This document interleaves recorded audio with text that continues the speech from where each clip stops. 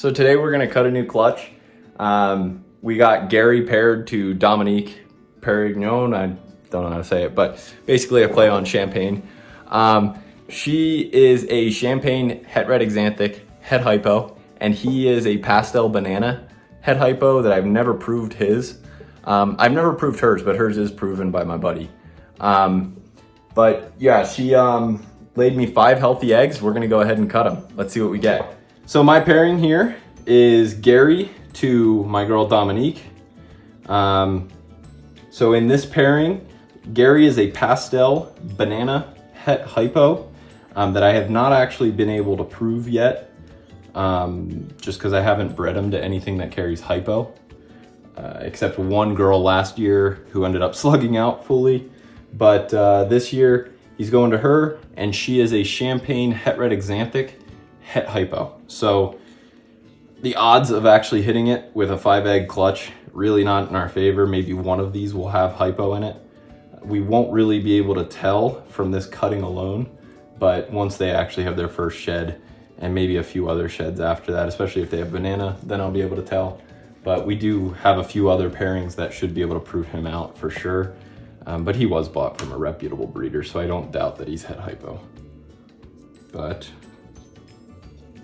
let's go ahead, try to get some of they're starting to dimple. I'm gonna just give them a little incision and then cut in.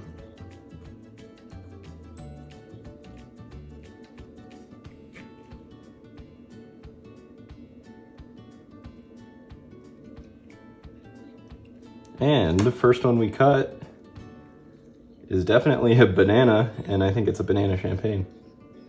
So we got a banana champagne in here. This is the only egg that was kind of weird looking. It's really long compared to the others, but we do have a healthy banana champagne in here that it looks like so far. But we'll cut into some others and see what else is in there. There's probably other genes in there. That's a really light animal. But it's gonna be hard to tell with this pairing until they crawl out, really. I'll be able to tell if they have banana or not, and that's pretty much the extent of it. Being champagne's pretty much a patternless snake. We'll get this next one, move these down a bit. And these are pretty well stuck together. They were very stuck together when I pulled them out. She did a very good job with laying these and protected them. Gave me a little bit of a run for my money. And let's get these, go down a bit. And these will probably crawl out in 2 to 3 days, if I had to guess. But I do want them to have the opportunity to just look up and be like, okay, I can get out now. But let's get into this. And something I didn't say in my last video, this end of the scissors that actually goes into the egg, I'm pointing up and cutting along, so it's not hitting the snake at all. I've seen a lot of different techniques for cutting eggs. This is just the one I feel comfortable with, so I don't hit the snake at all. Ooh, that's pretty cool. Looks like we got a Red Axanthic in here, but I've actually never seen a baby. Yeah, that looks like a Red Axanthic. I've never seen a baby, just single gene, but that's pretty neat.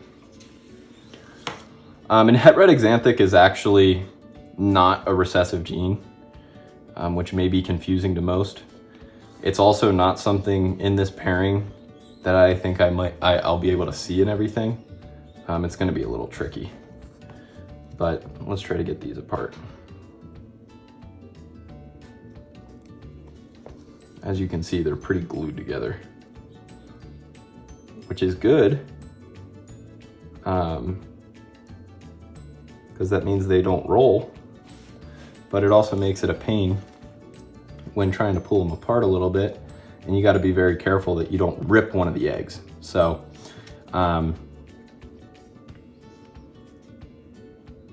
roll those veins off of here.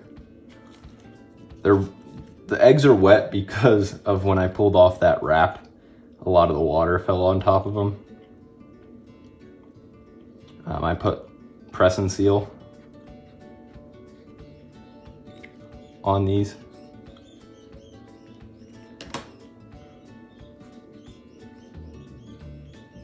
Okie dokie. If I could grab that. This looks like another champagne banana in here. Almost no pattern, super light snake. That might be champagne Red Axanthic pastel.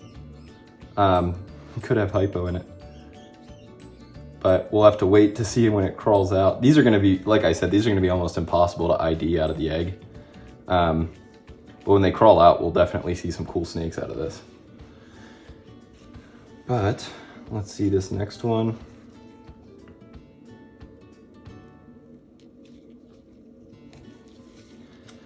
And if you can see on here, I got these black Sharpies on top.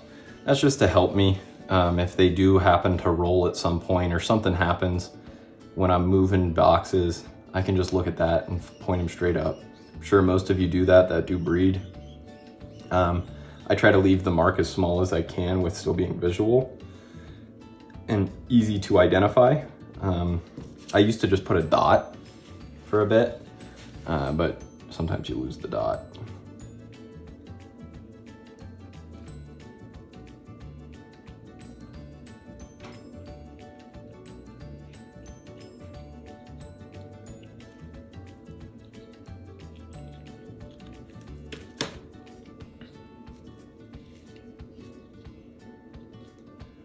That's a cool looking baby.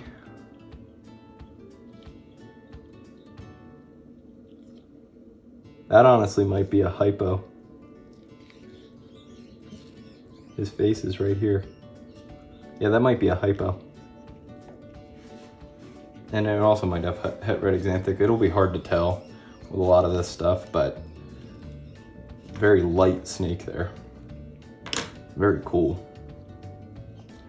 I think, you know, this snake I do think has hypo in it. And this one might as well down here. This is actually a lot, these snakes look a lot cooler than I really anticipated. Because to be honest, I really don't know what Red Axanthic will do with these combos.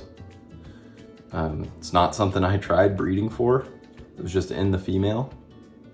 But might turn out to be pretty cool little enhancer gene in here. We'll have to wait and see when they crawl out.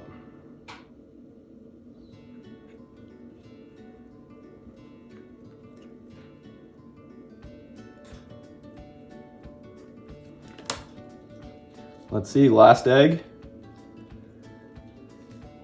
I can't see. This one's oozing. It's a weird little dimple that's making it come out the side.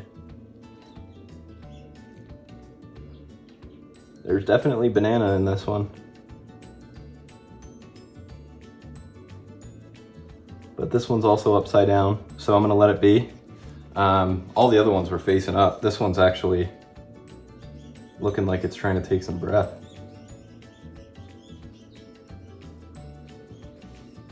But what we got here so far is what seems to be a lot of cool animals.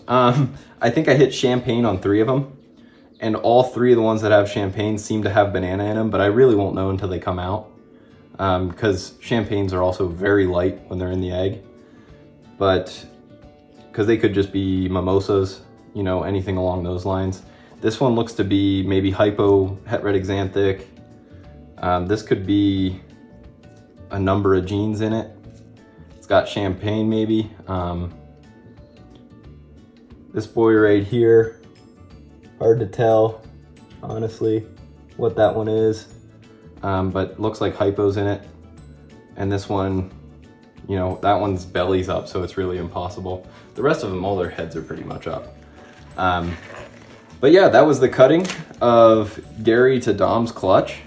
And the results looks pretty cool. I'm really excited for these to come out. Okay, so we just got done cutting all that, and I'm actually more blown away by what those snakes looked like in the eggs. We'll see when they crawl out what they actually are, but I'm really pumped about that, and I hope you guys are too. Leave a comment below of what you thought about that clutch. When those come out and the other clutch that I cut last week come out, I'll post an update video on both of them and just show you guys each individual snake, as well as, you know, after they're all shed as well. So give me about 3 weeks and they'll all be shed at that point. I'll show them off again and you'll be able to see some really cool babies.